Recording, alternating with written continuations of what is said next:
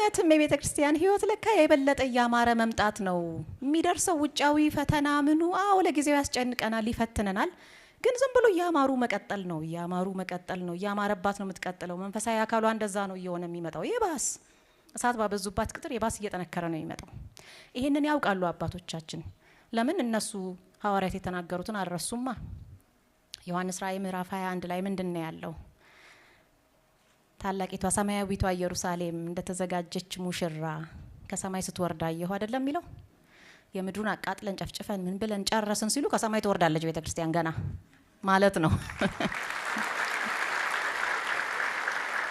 ያውም እንደተዘጋጀች ሙሽራ ነው የሚለው። ዝግጅቷን ጨርሳ ማለት ነው። በዚህ ጋር አንድ ጆሮ ጌጥ አድርጋ በዚህ ጋር የጠፋው ምናምን አይደለም። ልብሷ የተጨማተረ ወይ ደግሞ ጫማዋ አንዱ ጠመም ያለ፣ ጸጉሯ እዚህ ጋር ትንሽ እንደዛ አይደለም። ፐርፌክት የሆነ ዝግጅት ጨርሳ ጥንቅቅ ብላ አምሮባት ትወጣለች ማለት ነው። ልክ ጨረስን ሲሉ አጠፋናቸው፣ በቃ ዘጋንባቸው ሲሉ ከሰማይ ትወርዳለች። ምክንያቱም መንፈሳዊ ተቋም ስለሆነች ማለት ነው። ያን ስለሚያውቁ የሚመጣው ነገር በሙሉ አያስደነግጣቸውም አባቶች። ምክንያቱም ቤተክርስቲያን የጀመረችው በዓለመ መላእክት ነው። ከአዳም በፊት እኮ ነው የጀመረችው። ከአዳም በፊት በመላእክት መካከል ነው የጀመረችው አይደል? ሰው ያልሰራውን ነገር ማፍረስ አይችልም፣ ማጥፋት አይችልም። ለጊዜው መከራ ያመጣል፣ ግን ማጥፋት ግን አይችልም።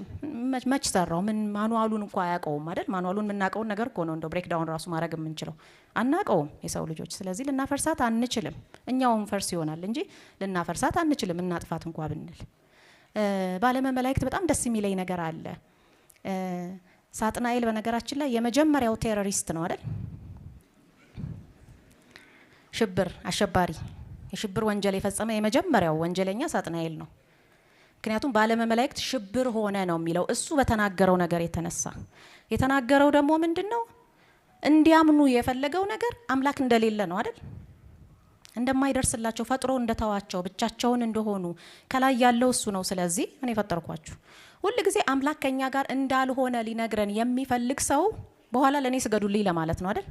እግዚአብሔር ከናንተ ጋር የለም፣ ክርስቶስ ከናንተ ጋር የለም፣ ብቻችሁን ናችሁ፣ ጥሏችኋል።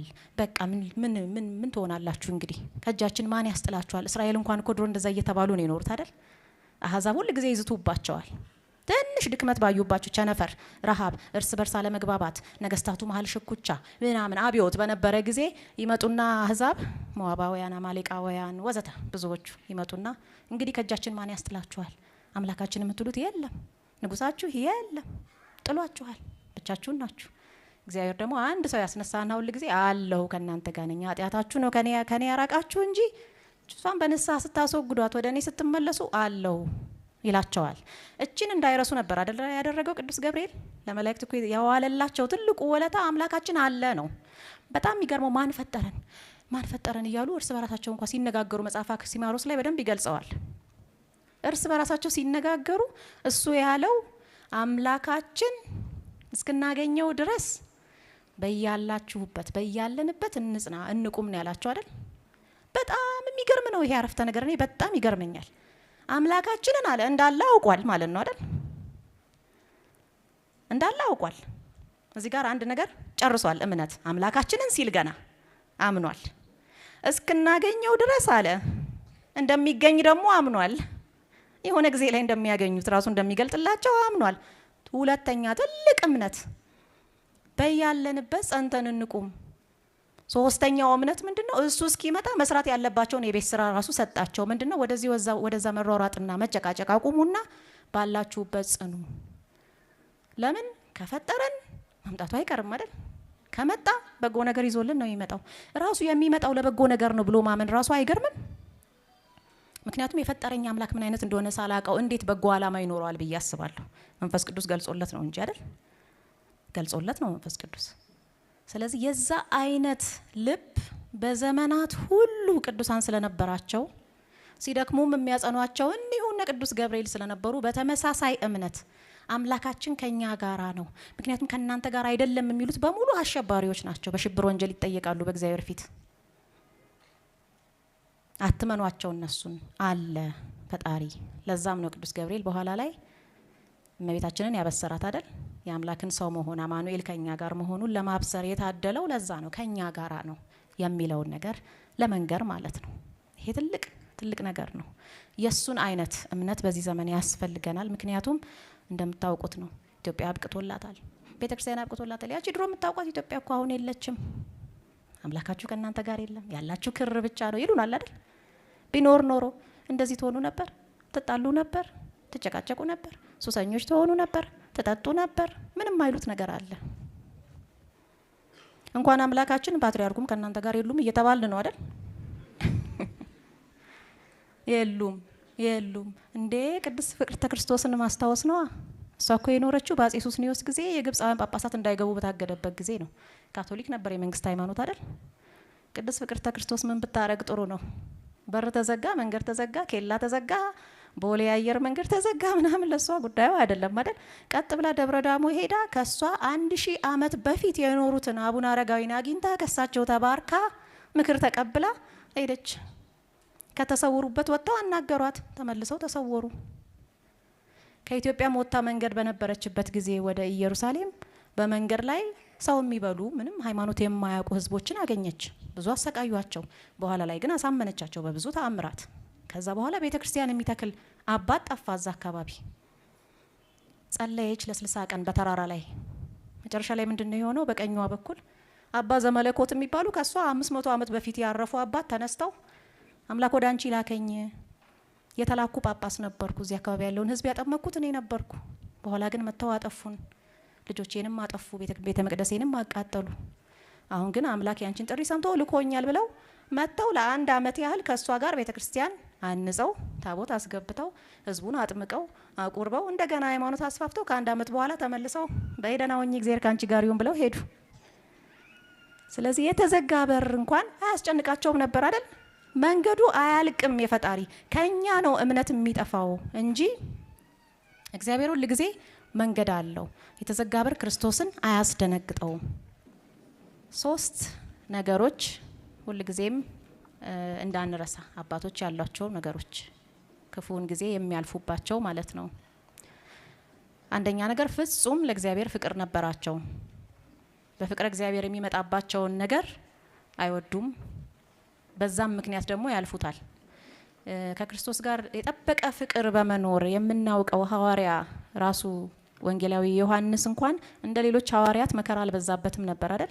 ለየት ያለ ሐዋርያ ነው። ትንሽ ለየት ያሉ ነገሮች ለሱ ነበሩ። እስከመጣ ድረስ እንኳን አይሞትም ብሎ ጌታ በቅኔ መልክ የገለጸላቸው ለሐዋርያት ከሞት ዓይን የተሰወረ ለመሆን የበቃው ፍቅሩ በጣም ፍጹም ስለነበረ ለእግዚአብሔር ያንን ነገር ለሱ ትልቅ በረከት ሆኖለታል ማለት ነው። እና አባቶቻችን በጣም ፍጹም የሆነ ፍቅር ለእግዚአብሔር ነበራቸው። ሁሉንም ነገር በአክብሮት ዓይን ነው የሚያዩት። እኛ እንደውም በጣም ብዙ ነገር እንደፍራለን አይደል? ያ ነገር የሰውም ፍቅር አብሮ ማለት ነው። የሰው ፍቅር እጅግ በጣም በክርስቲያኖች መሀል መጀመሪያ እንደውም መጽሐፍ ቅዱስ ላይ እስቲ በደንብ የሐዋርያትን መልእክታት ተመልከቱት። እርስ በርሳችሁ የሚለው ነገር ስንት ጊዜ ነው የተገለጸው? በጣም ብዙ መመሪያ አለ። እርስ በርሳችን እንዴት ልንሆን እንደሚገባ እርስ በርሳችሁ አትቃኑ፣ አትበዳደሉ፣ አትቆጣጡ፣ አትጨቃጨቁ፣ አትነካከሱ፣ ተዋደዱ፣ ተረዳዱ ወዘተ እያለ በጣም ብዙ መመሪያ። አሁን ግን ከሌላው ጋር ስላለን ነገር ነው እንደውም በጣም የምንጨነቀው አይደል? ወንድማማችነት፣ መቻቻል፣ ብዝሃነት ምናምን እያልን ስለሌላው በጣም እንጨነቃለን። እርስ በራሳችን ያለው ነገር ግን ጥያቄ ላይ እየወደቀ ነው። ፍቅራችን ማለት ነው። ፍቅር ላይ ሁለተኛው ነገር ኢትዮጵያዊነትንና ሃይማኖትን ብዙም ነጣጥሎ መመልከት ጥሩ አይደለም። ይሄኛው ምድራዊ ነው፣ ፖለቲካ ነው፣ ሀገራዊ ነገር መንፈሳዊ ነገር ጋር አትቀላቅሉ፣ እንዲህ ነው እንዲያ ነው ይባላል። የኢትዮጵያ ግን ይለያል፣ ለየት ይላል። ምክንያቱም እስቲ አንድ ነገር ብላችሁ መልሳችሁ ምን እንደሚሆን ንገሩኝ። እመቤታችን እኮ እንደ ሌላው ሴት ተራ ሰው ነች ብል አትናደዱ? ትናደዳላችሁ አይደል? ለእመቤታችን አስራት ተደርጋ የተሰጠችው ሀገርስ እንደ ሌላው ሀገር ናት ትባላለች? አትባልም አይደል? ሲምፕል ሎጂክ።